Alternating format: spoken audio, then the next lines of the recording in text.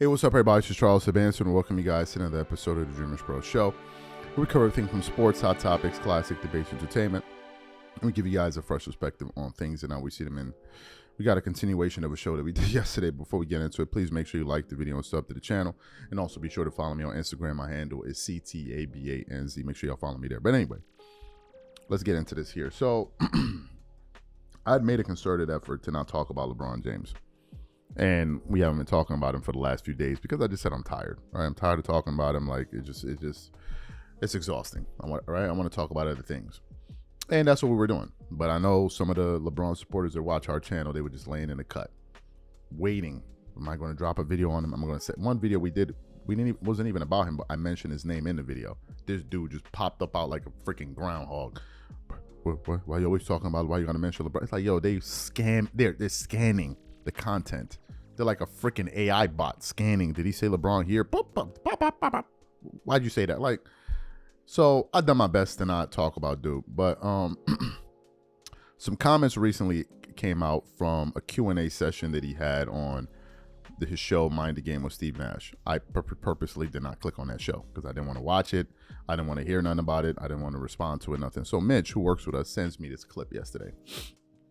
And this clip, or these quotes rather, were from LeBron's show Mind the Game, where he was responding to someone and he was talking about ring culture.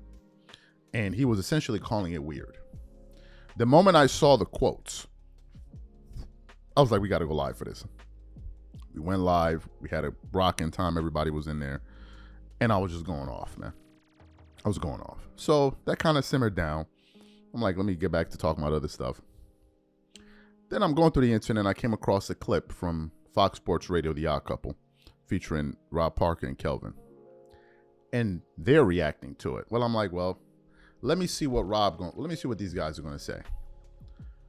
Guys, when I say Rob Parker lost it, at one point I thought they were going to cut off his mic.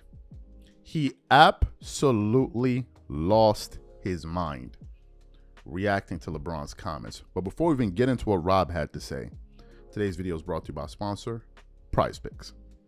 Prize Picks is America's #1 daily fantasy sports with over 10 million members. Prize Picks makes it easy to get real money action on the sports and players you love. You pick more or less on at least 2 for a shot to win up to 100 times your cash. For example, this week on Prize Picks, I'm looking at the upcoming NBA schedule and selecting Stephen Curry for more than 29 points and Kevin Durant for more than 27 points and Anthony Davis for more than 12 rebounds and Luka Doncic for more than 8 assists. If you're like me and you like to play safe, you'll love Prize Picks' new feature, Flex Plays. It's the safest way to play. You can still cash out even if your lineup isn't perfect. Plus, you can double your money even if one of your picks doesn't hit. On top of this, Prize Picks puts their members first, so all withdrawals are fast, safe, and secure. When my picks hit, I can get my money as quick as in 15 minutes. So download the Prize Picks app today and use code CLNS to get $50 instantly when you play $5. That's code CLNS on Prize Picks to get $50 instantly when you play $5. You don't even need to win to receive the $50 bonus. It's guaranteed. And remember, whenever you support this sponsor, you're supporting this channel. Thank you. What we want to do now, I want to play exactly what Rob Parker had to say here, and then want to come back and continue on the show. Take a listen to Rob's rant here. Hey, LeBron, you got 4 rings. Why don't you tell us your thoughts on rings culture? Take a listen. It's funny, I don't know. I don't know why it's discussed so much in our sport and why it's the A-all, B-all of everything. You sit here and tell me, you know, Allen Iverson and Charles Barkley and Steve Nash, our wasn't unbelievable.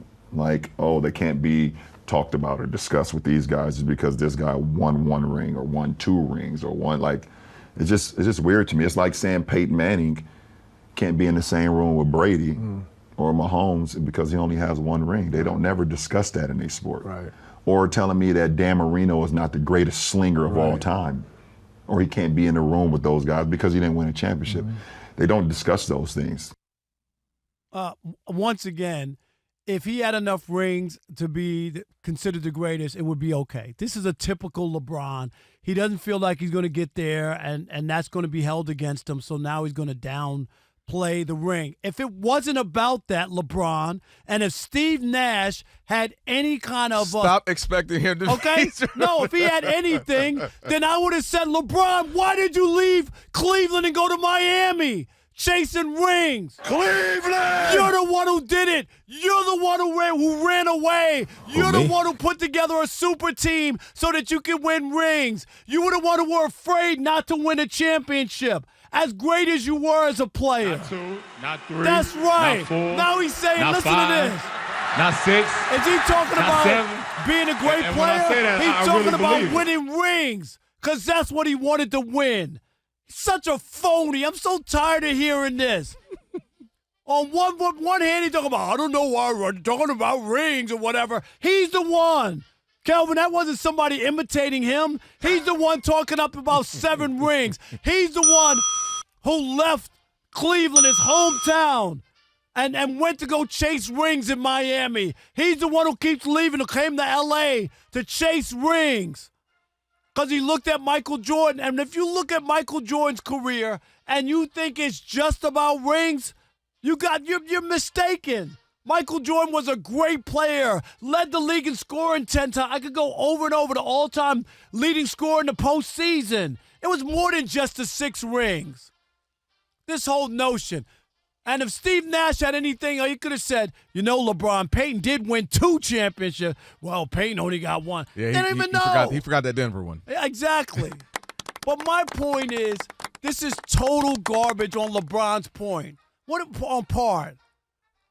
The only reason if LeBron had 8 or 10 rings, you think he would be talking about the number of rings people counting? Of course he would not.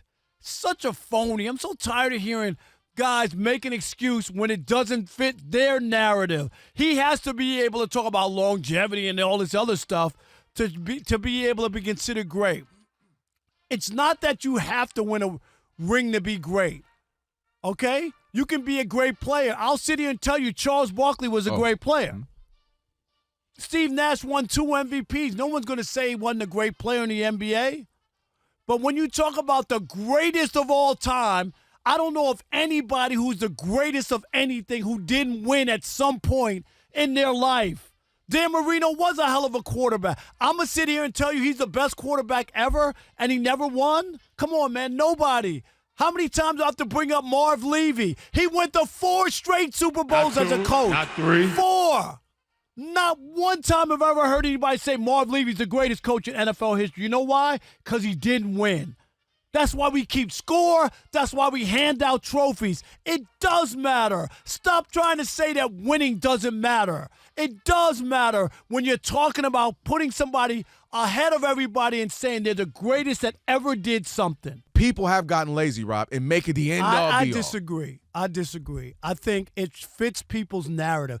If LeBron was 10-0 in the finals, there's no way he'd sit here and tell you about rings. The reason that Wilt Chamberlain never really got the credit that he deserves and broke all the records is because he didn't win enough. Not that he didn't win enough to dominate as much as he did. People thought he should have won more, and that's what hurt him. When you're talking about the greatest, this is not a conversation of whether somebody's good. Nobody's going to question whether Charles Barkley was a great player or Steve Nash has 2 MVPs. It's about the greatest of all time. But that wasn't the conversation, No, though. that is the conversation. No, because I'm agreeing. What I'm saying is that's the only time that you take everything into consideration and you nitpick when you want to crown somebody But I as agree the with greatest. that. But I think what I but think it's was not about but that, I think it's the not ring just, culture. Nah, it's not just. But see, Rob, that's the only thing that matters because that's not true. So you heard what Rob had to say. Where is he wrong? Even a LeBron fan would hear that and say, okay, I get where you guys are coming from. I don't see how a LeBron fan will be able to defend their favorite player here. All right? And it's not because of things we're saying. It's because of things LeBron himself has said. Correct me if I'm wrong. Was it not LeBron James that said, after the 2016 championship, I feel like this made me the GOAT. Greatest player of all time, excuse me. Why would you feel like a championship would make you the greatest player of all time? Do you know why? Because he puts a lot of value in championships. He values it. And he believes it's a determinant or a determining factor when ciphering through players to understand who are the greatest players of all time, especially when ranking them.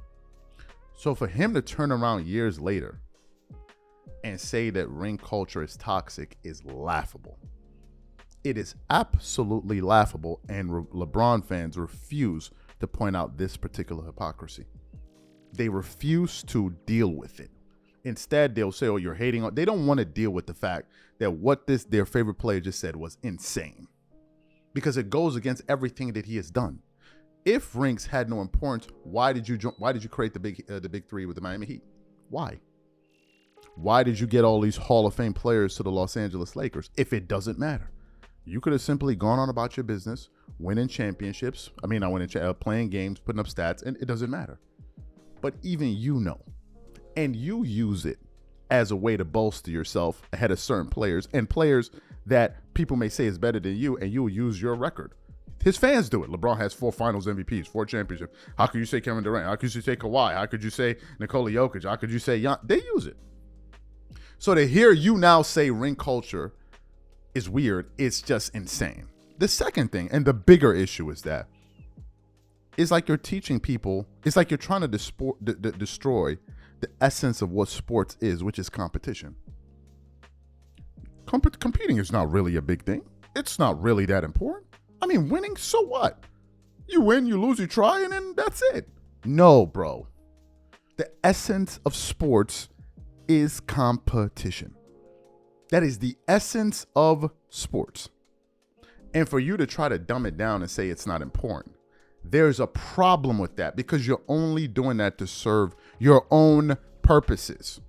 No one ever said, and I said this in a live yesterday, I said it before I even heard Rob Parker speak. No one ever said Charles and AI and all of those guys weren't great. Nobody ever said that. But when we're trying to differentiate the top 10 guys of all time, no, accomplishments, accolade, all of those things have to be measured. And they have to be taken into account. So for you to say none of that matters, why does your career even matter then? Why does what you did in 2016 even matter? Why is what you did in Miami, why does that even matter? Do you see the problem with this? The thing that you want people to take seriously is the thing that you're saying people take too seriously. It's just insanity. And the Barry Bonds analogy was horrible, considering what people murmurs around you. That's a horrible point. A horrible point. That was terrible, bro. That was a terrible take. There's no way to intellectualize that take. It was bad from beginning to end. These are my thoughts. Whatever you guys think, please leave your thoughts in the comment section. We catch you on the next show. Peace.